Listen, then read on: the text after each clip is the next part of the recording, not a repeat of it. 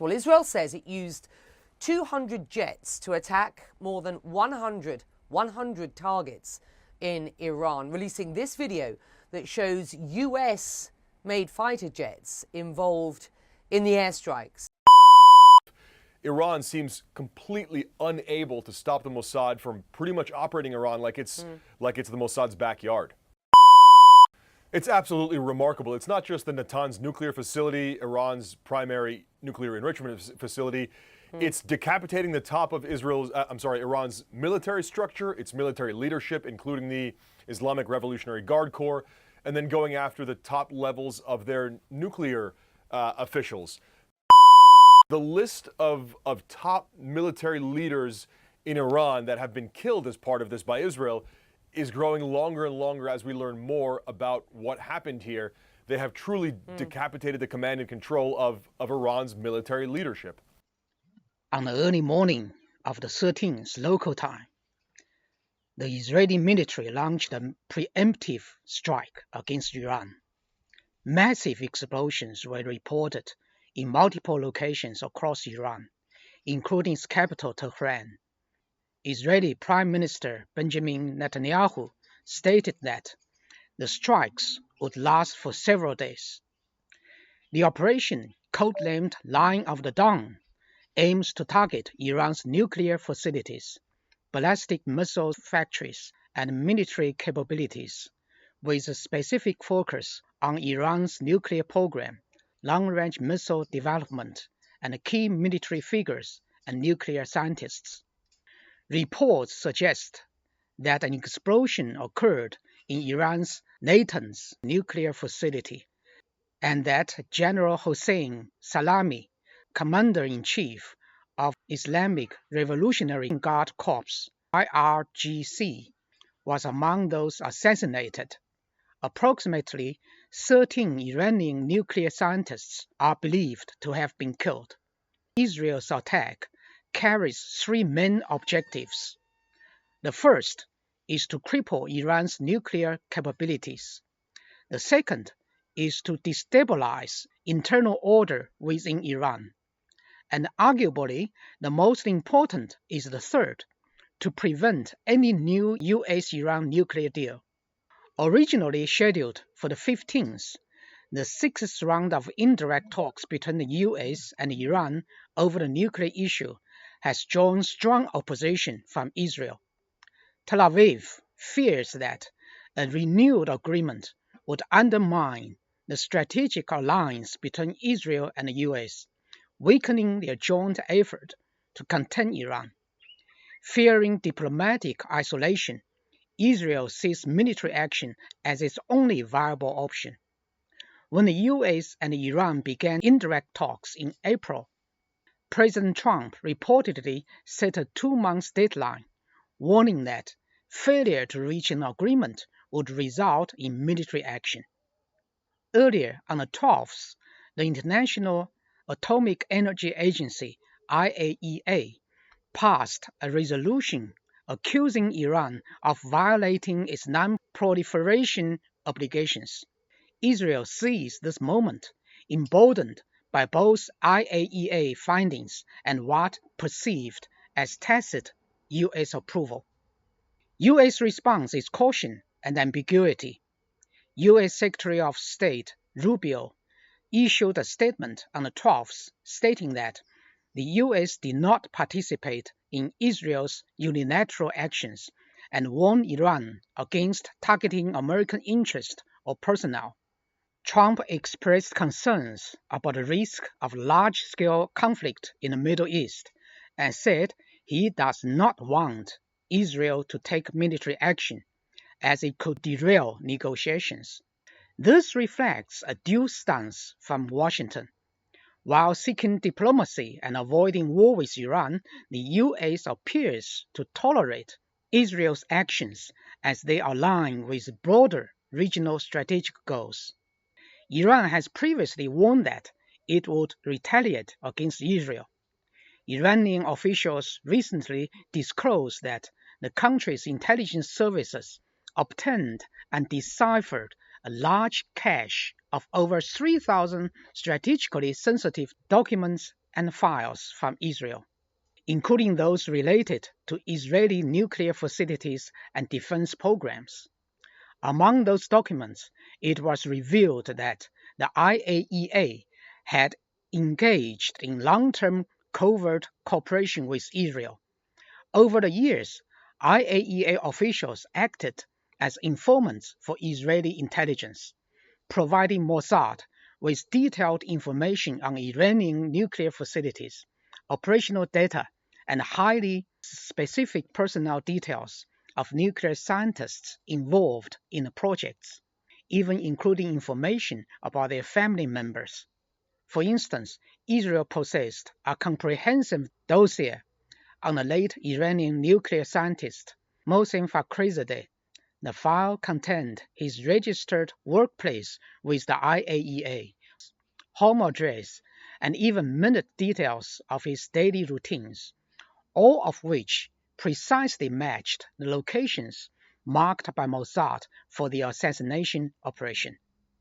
Even more alarming is that some IAEA officials reportedly requested the additional private information about the families of Iranian scientists under the guise of security reviews, which later ended up in Israeli hands. These revelations strongly support accusations that Israel received assistance not only from international institutions, but also from high-level insiders within Iran. Without such collusion, it would be nearly impossible for Hamas and Hezbollah leaders to be targeted immediately upon arrival in Iran for meetings. Similarly, the assassination of IRGC commander Qasem Soleimani and the accidental death of former Iranian president raise serious questions about possible betrayal from within. According to Chinese analysts, the movements of these individuals were highly classified national secrets. Only a limited number of top Iranian officials would have access to such a real-time intelligence. Yet, no major investigations or punishments have taken place, suggesting that the Iranian government may already know who the traitors are, but choose not to act due to complex political or personal interests. This further illustrates the staggering extent of corruption and incompetence within the government.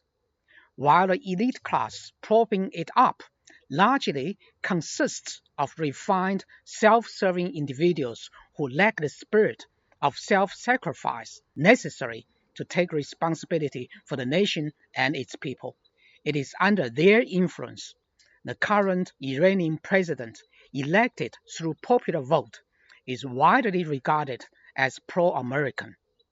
Iran is falling into a geopolitical irrelevance. Recent events in the Middle East, such as the humanitarian catastrophe in Gaza and the heavy losses suffered by Lebanon's Hezbollah and the sudden fall of Syria's Assad regime, mark the collapse of the so-called axis of resistance. Iran has essentially done nothing, like a clone sitting on its own hands, indecisive, directionless, and unable to either formulate coherent strategies or rally allies. Internally, it has lost public trust. Externally, it has lost credibility to its close allies.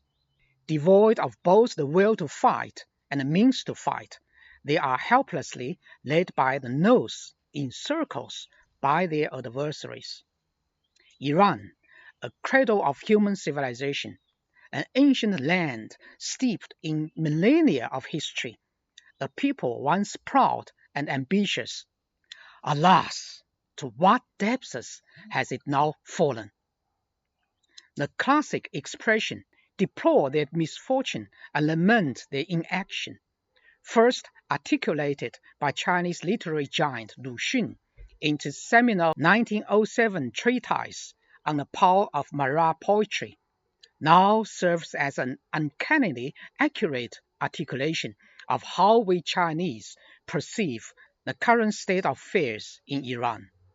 Interestingly, amid this crisis, Iranian government has urgently requested a visit to China, seemingly hoping to clutch the last straw.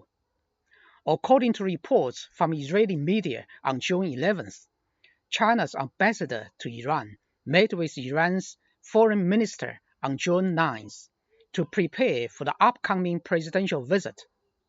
Iran reaffirmed its commitment to implementing the 25-year, $400 billion strategic cooperation agreement signed with China in 2021, and hopes China can play a constructive role in future nuclear negotiations. The main purpose of the visit are twofold. First, to push forward the implementation of the long-delayed agreement. Second, to seek Chinese support on the nuclear issue. I cannot help but ask, why is Iran suddenly eager to revive a deal signed 4 years ago? During his campaign, the current president accused China of failing to fulfill investment commitments. But whose fault is that?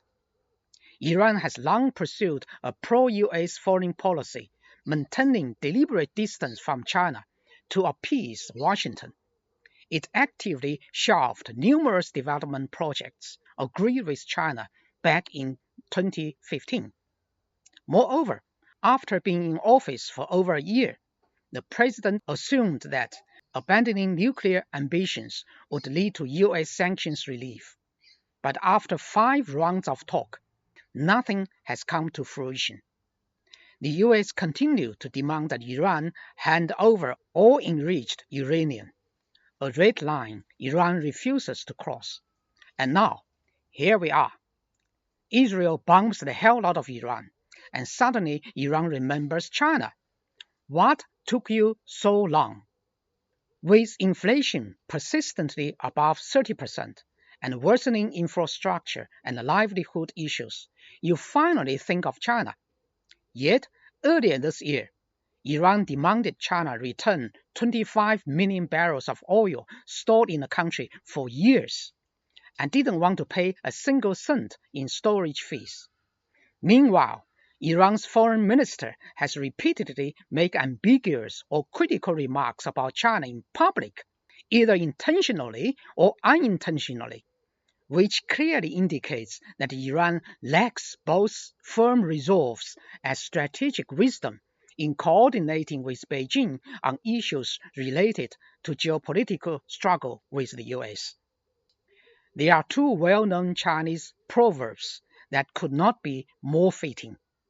Pitiable souls are ever contemptible at core, and like a full-born adult, fated to crumble, though probed by kingdoms.